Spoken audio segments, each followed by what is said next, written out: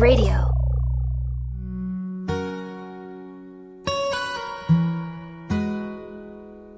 You are listening to Texas History Lessons, a slow walk through Texas history made in Texas by a Texan for everyone, everywhere.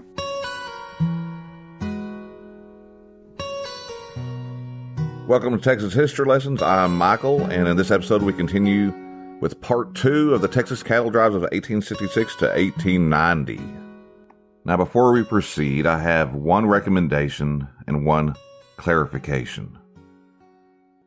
The recommendation is for every episode of Texas History Lessons, find a good map for your tablet or your phone or your laptop or just a good old-fashioned paper map that shows more than just the state of Texas.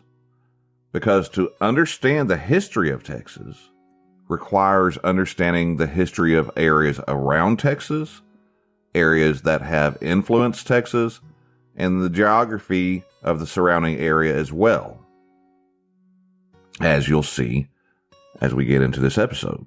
The history of Texas does not begin and end at the borders of our modern-day state. So, familiarizing yourself with the areas surrounding Texas in the United States and in that often blank spot on a lot of maps to the south of the Rio Grande. Now, the clarification I want to make is that I am in no way trying to say that cattle drives began and ended between the years of 1866 and 1890. Cattle drives definitely were not a new thing in 1866, and they did not end in 1890. I think I tried to make that pretty clear for the purpose of this series of episodes in the first episode, but I just want to clarify. This series focuses on a specific series of cattle drives from Texas and the way people adapted to the need to move vast quantities of cattle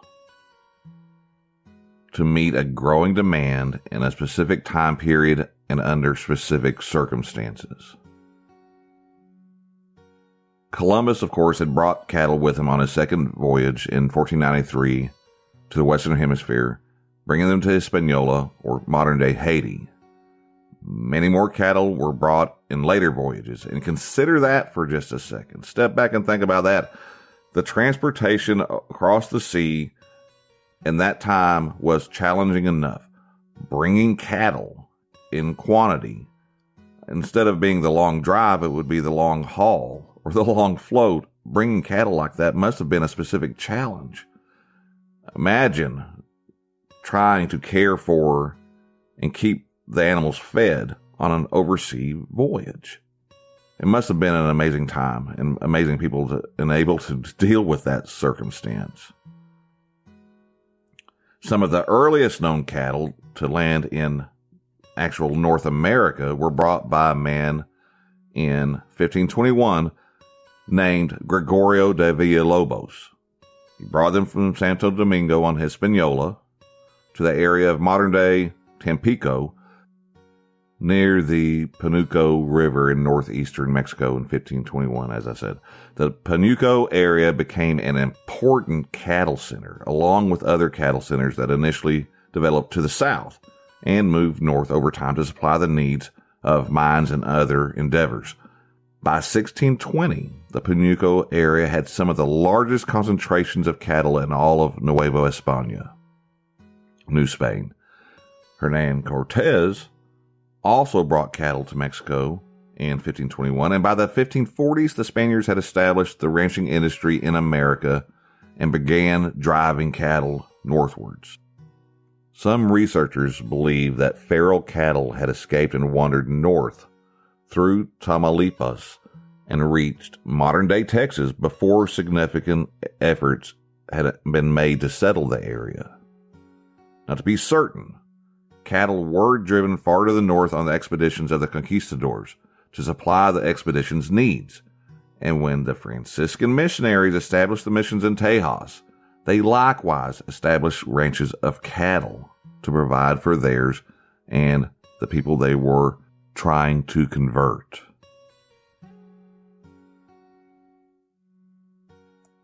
In 1721, José de Azlor, also known as the Marqués de Aguayo, drove cattle from his massive ranch in Coahuila to supply the missions. And naturally, independent ranches followed, moving northward and developing in Texas. Already by 1680, there had been several thousand cattle in the El Paso area, and we'll see the reasons for that pretty soon. And ranches also were developing along the Rio Grande River. The small settlements that eventually developed in Texas during the New Spain era developed a much-needed economy of horses and cattle trading, driving them south in Coahuila and east into Louisiana, even though trade with Louisiana was illegal. During the English colonies on the East Coast War of Independence from Great Britain, cattle were driven east to aid Spanish soldiers in their fight against the English. Between 1779 and 1782, cattle from ranches belonging to the citizens and missions of Bexar and La Bahia were trailed by Texas ranchers and vaqueros to Nacogdoches, Natchitoches, and Opelousas for distribution to Bernardo Galveston, who's named after him, his forces that were waging a campaign against the British along the Mississippi River and the Gulf Coast. Cattle continued to be driven to northern Mexico and Louisiana, and after the Anglo-American colonists settled in the 1820s, they began blending Eastern ranching techniques with Hispanic techniques. In 1836, Texas ranchers were said to have driven cattle to New Orleans along a beef trail, is what they called it. In the 1840s, there were cattle being driven to Sedalia, Baxter Springs, Springfield, and St. Louis, Missouri, and other places. But by the 1850s, Missouri farmers were starting to protest against the cattle drives and attempting to block them. There were also attempts to drive them west to California. We'll get into that a little bit pretty soon. But all of this brings us to our investigation of what United States historians call the Long Drive. That period of time from 1866 to 1890 when a massive amount of cattle were moved from cattle-rich Texas to other areas in the United States. And we're going to be looking at the development of a special class of businessmen that capitalized and made it possible. Now, at this time, the Texas cattle had very little value in Texas since they were almost isolated from larger markets. Sporadic and generally unsuccessful drives had been made to the east and west before the Civil War. The Louisiana terrain posed a problem, hardly suitable for cattle driving. It was almost impassable. People did do it. It was very difficult. Driving through Arkansas or the Indian Nation was also risky. These lands threatened with unknown country, potential thieves and outlaws, and potential theft by Native Americans. Derman Jones, writing on the situation, said many ranchers, despairing of a market for beef, slaughtered some animals for their hides and tallow and let the rest multiply. In 1842, some herds were driven to New Orleans, but the prices were low and no herds followed.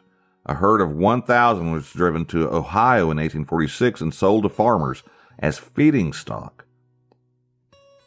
A gentleman named P.R. Mitchell, accompanied by 3 others, according to what I saw here, only 3 others accompanied him to drive 1,200 steers in 1856 towards Chicago. Some men earned very high profits by driving cattle to the California gold fields before the Civil War.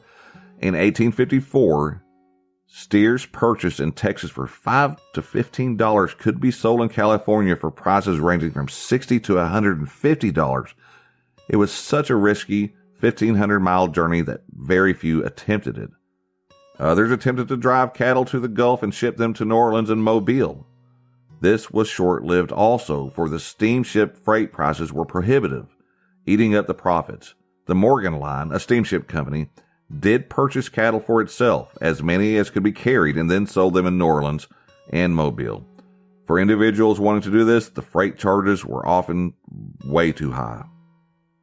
Nevertheless, a few shiploads of longhorns actually did reach Cuban ports to supply the plantations there.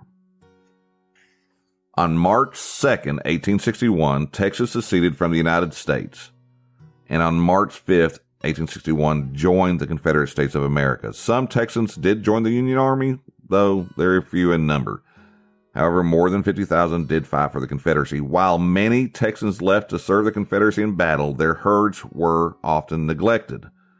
With herds left uncared for, calves were born, and when unbranded, many cattle spread freely across the prairie. The Texas price of longhorns plummeted. Some efforts were made at supplying the Confederate troops with beef through New Orleans. John S. Chisholm, living near Bolivar in Denton County, Texas, north of Dallas and Fort Worth, was one of the cattlemen supplying the Confederacy with cattle. After New Orleans fell to the Union in 1862, Texas could no longer supply the Confederates with beef. Some entrepreneurs continued trailing cattle to New Orleans, however, where longhorns were sold for $40 to $60 a head in 1864. When the war ended, in 1865, Texas found itself bankrupt and demoralized. Confederate money was worthless, of course. Good money was very scarce, and federal troops occupied the states. During the Civil War, lasting from 1861 to 1865, hundreds of thousands of calves had matured, roaming without brands, wild and dangerous. They were scattered through the range, there for anyone to claim. Anyone who wanted or was able could gather herds for themselves from the public lands, where thousands roamed unbranded, and many Texans did just that. But one problem existed. The cattle were practically worthless. A man could gather thousands of cattle and it would be for naught unless he had a market to sell them in. Records from 1870 show that Texas contained 13% of the country's cattle and only 2% of the population. An enormous supply existed, but with no immediate market. A business developed involving the slaughter and skinning of cattle, though. The hide and tallow could be utilized. As J. Frank Dobie wrote, cattle were hardly worth stealing, and a cow's hide was actually worth more than a live cow. At plants north of Brazoria, black laborers skinned the beast, removed the tallow, and sent the meat down chutes to feed the catfish of the Brazos River. The men gathering these cattle led a harsh life, each man with a few horses and food, usually cornbread and dried beef, would ride through the brush searching for the creatures. They carried a good rope as well as several shorter pieces for hog tying the cattle. Markets did exist, but distance was a severe problem. To the northwest were miners, soldiers, reservation Indians, needing beef for consumption, and northern range ranchers desiring breeding and feeder stock. To the northeast were the railheads leading to the east and the Midwest, where cattle were in great demand. The northern cattle population had declined during the Civil War. Two factors contributed to this: the destructiveness of war and the increased consumption of meat by the armies. Eastern and northern demand also grew steadily as a result of the increasing population, the westward movement, and industrialization. While a cow could be purchased for $3 to $5 in Texas at the war's end, the price in New York ranged from $30 to $50 a head. A good steer might even sell for $80 to $90 in eastern markets. In June of 1866, a small herd of Texas Longhorns were sold for $88 each in Kentucky. In October 1866, 130 Texas steers were sold elsewhere at an average price of $65 a head. These high prices serve as a good gauge of how great the demand was. The demand was in the north and the east, and the supply was in Texas, with the possibility of enormous profits. Some way of connecting the two would be attempted, and that's what we're going to look at next. Now's a great time to take a break and thank Age of Radio for hosting Texas History Lessons. Now we're going to move on to a part about how they made it efficient to do these long drives. And it involves supply and control of labor and merchandise. Most ranchers, if they were successful, did not have time to leave their ranch to drive cattle northwards to market. The ownership and management of a ranch required the rancher's full time and attention. Nor could a rancher usually afford to send his hands on drives with cattle. It was hard enough to keep the ranch going without adding the additional toil of a grueling 2 to 3 month cattle drive. As the economic historian Jimmy Skaggs pointed out in his book, the successful ranching operation actively engaged in animal husbandry. To be successful, they had to pay attention to their cattle. Therefore, a demand, existed for a reliable way to get cattle to market without leaving the ranch to itself.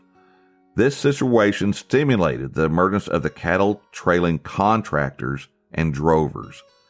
At least 11 drovers, including the trail boss, were needed to drive a herd of 2,500 to 3,000 cattle to market. Just imagine, we've all watched the movies, we've all seen it on TV shows.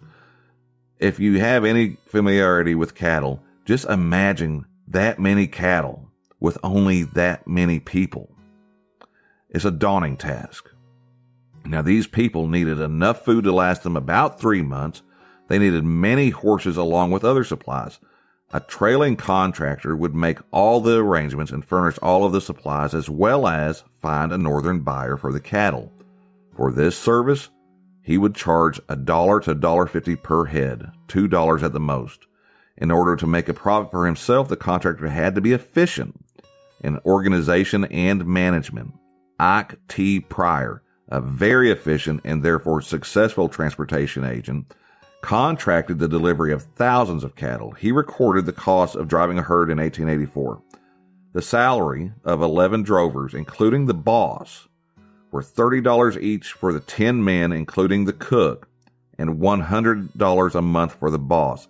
This gave an outlay of $400 a month, and estimating $100 for provisions, there was an expense of $500 a month to move a herd of 3,000 cattle 450 to 500 miles.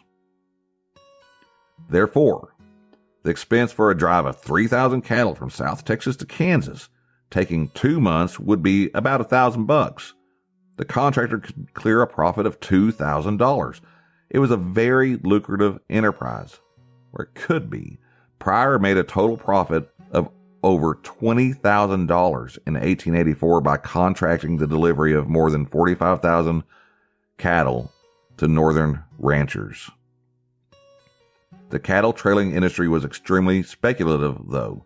It depended on the prevailing market price and on the drover's efficiency and speed in crossing great distances. However, if successful, huge profits could be made. Contractors followed many different methods in the cattle trailing business. Some focused on trailing cattle as their only source of income.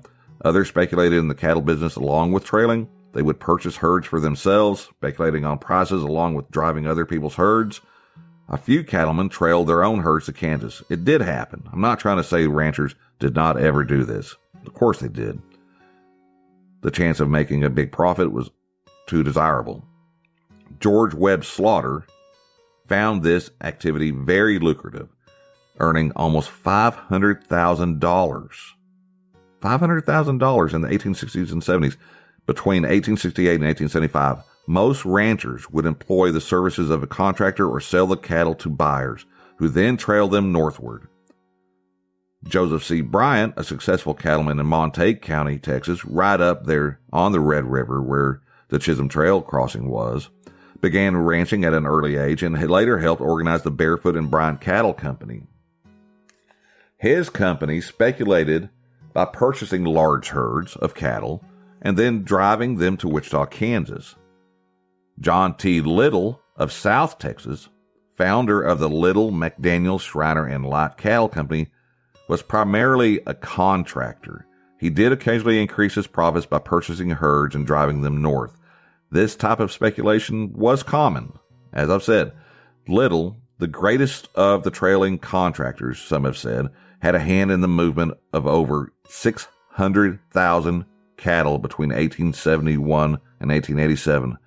Perhaps 1/10 of the cattle trailed north. He had a hand in making this happen. Jimmy Skaggs estimates that the Little, McDaniel, Schreiner, and Lott Cattle Company controlled at least 15% of the cattle driven northwards in between 1866 and 1890. The amount might even be closer to 30% if the 10 years the firm did not exist are taken into account. The role of the trailing contractor must not be discounted. They were of major significance to the cattle trailing industry.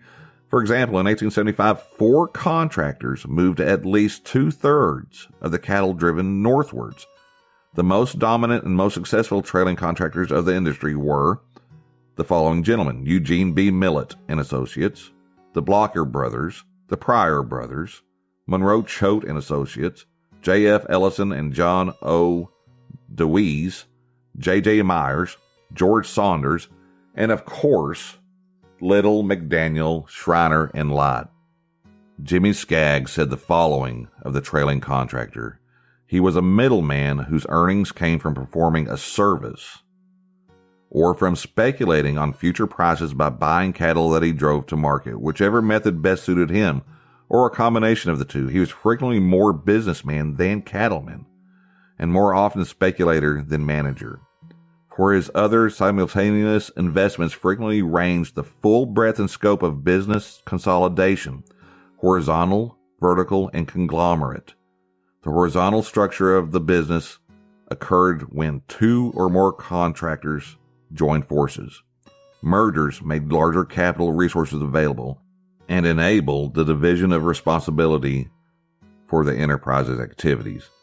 The best example of horizontal feature of the business is the Little, McDaniel, Schreiner, and Lott Cattle Company. All these different individuals came together to have vast control over this new industry.